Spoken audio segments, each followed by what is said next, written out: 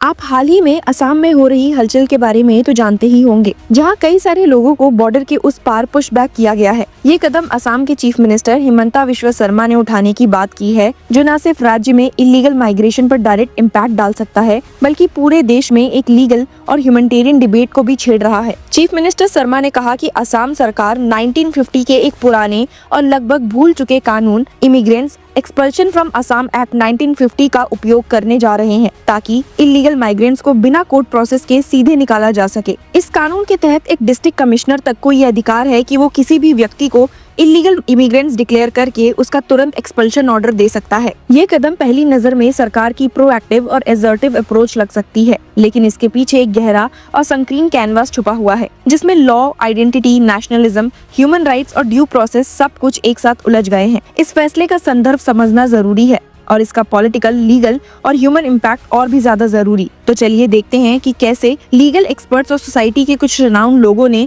इस मूव को एनालाइज किया है, और साथ ही क्या चीफ मिनिस्टर का ये मूव और एक्ट सुप्रीम कोर्ट के ऑर्डर्स का उल्लंघन है। दर्शकों, immigrants expulsion from Assam act 1950 को 1 मार्च 1950 को पास किया गया था। तब भारत पार्टीशन के बाद नए नए जख्मों से जूझ रहा था और असम एक ऐसे रीजन के रूप में उभर रहा था जहां ईस्ट बंगाल, यानी कि जो बाद में ईस्ट पाकिस्तान और फिर बांग्लादेश बना, वहाँ से भारी संख्या में लोग आ रहे थे। कम्युनल हिंसा, डिसलोकेशन और खुली सरहदों ने माइग्रेशन को और भी बढ़ा दिया। इस एक्ट का उद्देश्य ये था कि ऐसे लोगों को जिनके होने से असम के जनजीवन और ट्राइबल लोगों के राइट्स प्रभावित होते हैं, तुरंत वहाँ से निकाला जा सके। ये कानून पूरे भारत पर लागू किया गया था, लेकिन इसका मेन फोकस असम था। समय के साथ ये लॉ डोरमेंट हो गया। 1979 में जब ऑल असम स्टूडेंट्स यूनियन के नेतृत्व में असम आंदोलन चला, तो फिर से इलीगल माइग्रेशन को लेकर गुस्सा उभर के आया। 1985 का असम अकॉर्ड तभी का प्रमाण था, जिसमें डिसाइड किया गया कि 24 मार्च 1971 के बाद जो भी असम आया है उसे फॉरेनर माना जाएगा। 1950 का ये एक्ट उन सभी लेजिस्लेशन से पहले का है जो आज इलीगल इमिग्रेशन के मुद्दे पर लागू है, जैसे कि foreigners act 1946, section 6A of the citizenship act, foreigners tribunal order 1964, passport entry to India act 1920 और पासपोर्ट एक्ट 1967। ये पुराना एक्ट छुपा हुआ था, लेकिन 2024 के अक्टूबर में जब सुप्रीम कोर्ट ने सेक्शन 6A को अपहोल्ड किया, तब उसने इस 1950 के एक्ट को भी वैलिड माना। 5 जज कॉन्स्टिट्यूशन बेंच ने ये कहा था कि ये एक्ट आज भी इन्फोर्सिएबल है और ये सिटीजनशिप एक्ट और फॉरेनर्स एक्ट के साथ पैरेलल चल सकता है, क्योंकि अब असम के चीफ मिनिस्टर ने कह दिया है that for whatever reason our lawyers had not informed us about the law, we were not aware of it either। लेकिन अब जब ये लॉ उनकी नजर में आया है, तो सरकार इस पर एक्टिवली काम कर रही है। This time, if someone is identified as a foreigner, we will not send them to the tribunal. We will straight away push them back। यहाँ एक नया नैरेटिव उभर के आता है। जो लोग पहले फॉरेनर्स ट्राइब्यूनल में जाते थे, उन्हें अब सीधे बॉर्डर पर भेज दिया जाएगा, बिना किसी लीगल चैलेंज या अपील का मौका दिए हुए। चीफ मिनिस्टर शर्मा ने क्लैरिफाई किया कि जो लोग पहले से कोर्ट में केस ले चुके हैं, उनके ऊपर ये एक्शन लागू नहीं होगा, लेकिन नए केसेस में एनआरसी या कोई और डॉक्यूमेंटेशन अब शायद इनफ नहीं होगा। शर्मा का कहना है कि एनआरसी, जिसे 2019 में सुप्रीम कोर्ट के सुपरविजन में अपडेट किया गया था, अपने आप में किसी की नागरिकता का प्रूफ नहीं है। एनआरसी में 19 लाख लोग छूट गए थे, लेकिन अब तक रजिस्ट्रार जनरल ऑफ इंडिया ने इस डॉक्यूमेंट को नोटिफाई नहीं किया। चीफ मिनिस्टर शर्मा का कहना है that many people had entered their names in the NRC by using unfair means, so we have adopted the policy of pushing back foreigners if the authorities are absolutely convinced that the persons concerned are foreigners। इस बयान के बाद असम में doubtful citizens की दम पकड़ में तेजी आ गई है। चीफ मिनिस्टर ने बताया है कि पिछले कुछ महीनों में कई लोगों को बांग्लादेश भेज दिया गया, लेकिन ये भी सच है कि कई बार बांग्लादेश ने उन लोगों को अपना नागरिक मानने से इनकार कर दिया और वो लोग फिर से असम लौट आए। अब ये सिचुएशन कई ज्यादा संकीर्ण और ह्यूमन राइट्स के लिए चिंताजनक हो जाती है, जब चीफ मिनिस्टर खुद कह दे that personally I am not convinced that the presence of a name in the NRC alone is not enough to determine that someone is not an illegal migrant। जब NRC जैसा document भी unreliable बन जाए,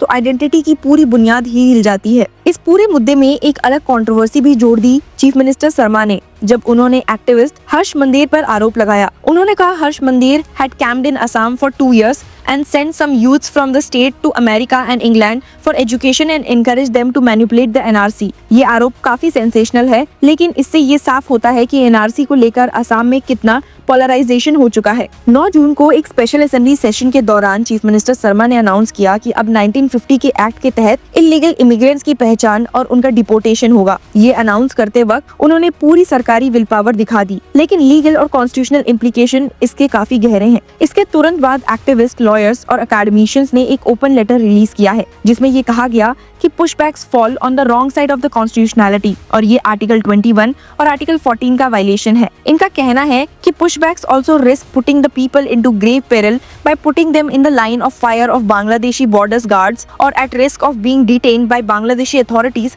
for illegal border crossing। Letter में ये भी कहा गया कि कई लोग जिनको बांग्लादेश भेज दिया गया, उनका अपील सुप्रीम कोर्ट में पेंडिंग था। एक एग्जाम्पल दिया गया, कैरुल इस्लाम, एक स्कूल टीचर जिनका केस सुप्रीम कोर्ट में था, उनको डिपोर्ट कर दिया गया। एक और केस में मनिकजन बेगम और उनका 8 महीने का बच्चा भी डिपोर्ट हो गए। मोनोवरा बेवा का नाम भी आया, जिनका केस भी सुप्रीम कोर्ट में पेंडिंग था। लेटर्स के हिसाब से reports in the media suggest that most of those who have been subject to this inhuman act of state violence have at some point been declared a foreigner through Assam's dangerous and arbitrary foreigners tribunal regime। FT के orders को कई बार higher courts ने overturn किया है और ये बताता है कि FT का प्रोसेस फ्लॉड है। माटिया ट्रांजिट कैंप, जहां इन डिक्लेयर्ड फॉरेनर्स को रखा जाता है, एक और ह्यूमन राइट्स कंसर्न बन गया। लेटर के अनुसार the Matia transit camp in Goalpara where these declared foreigners are detained stands for a disturbing erosion of constitutional rights। Letter में 4 डिमांड्स की गई है। पहला, पुशबैक्स तुरंत रोके जाएं और जिनको डिपोर्ट किया गया है उन्हें वापस लाया जाए। दूसरा,